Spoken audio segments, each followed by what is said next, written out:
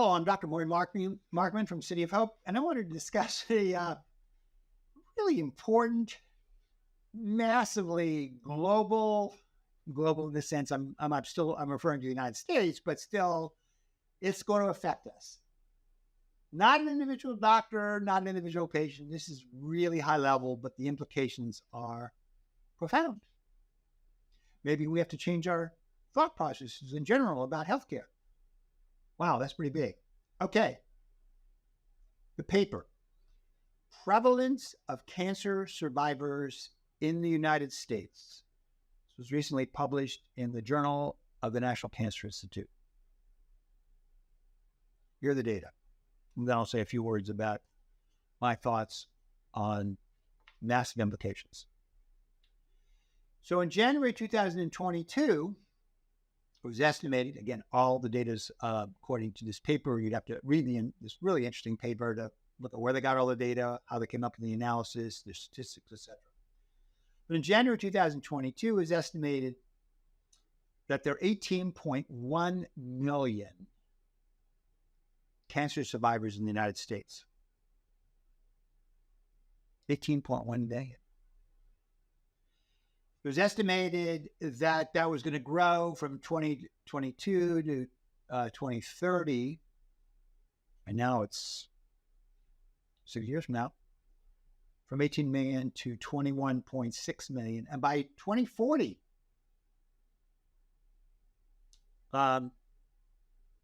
16 years from now, it'll be 26 million cancer survivors. That's an increase of more than 40% compared to 2022.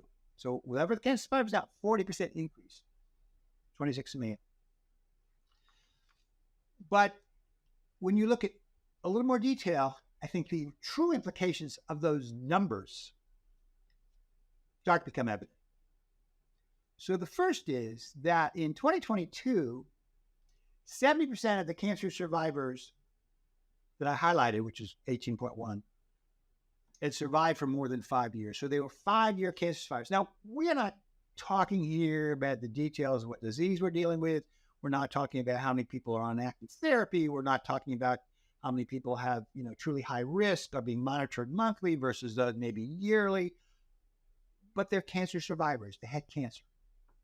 So 70% of the 18 million are more than 5 years. And incredibly interesting. And I would suspect this is, and I'm going to tell you now, they're a very small percentage of members of the public and surely members of the medical profession know 11%,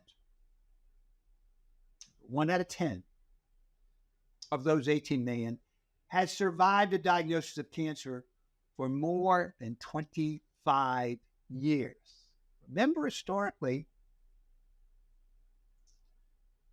cancer is a crab, is a death sentence. Cancer, you've read the classic literature, you've heard the classic literature, you might even heard that to your own family. Cancer is death, painful death even. Look at the facts.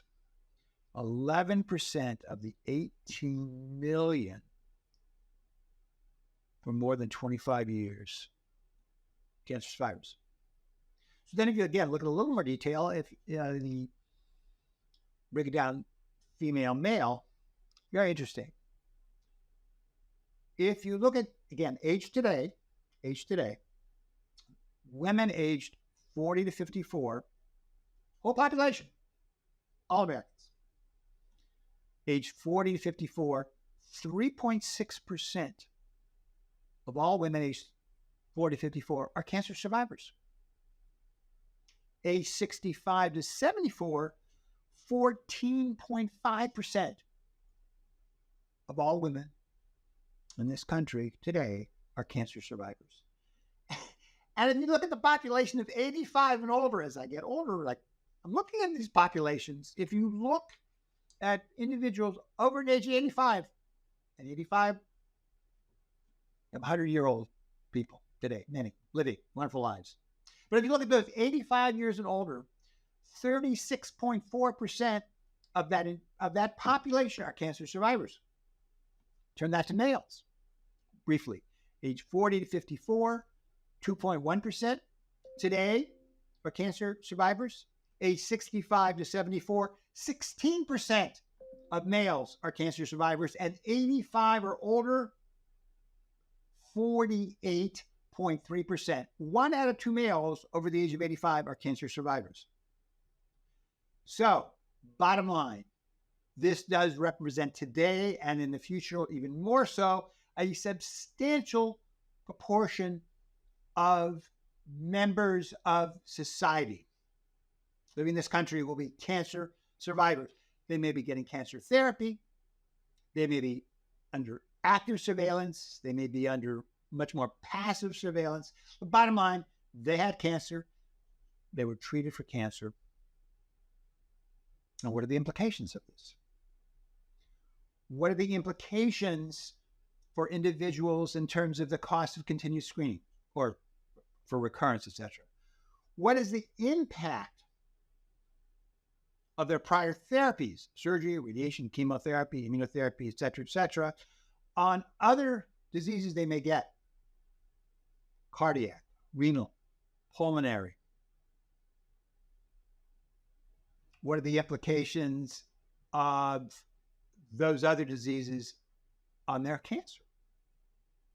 What about this incredibly important underserved area of geriatric medicine and oncology geriatrics? As we're dealing with an older population, the higher percentage of those individuals who are cancer survivor, what are the implications and what are we going to do as a healthcare system, let alone society as a whole, to appropriately manage this population successfully in the future? Wow, those are profound questions that I would argue we need to begin to consider. And I thank you for your attention.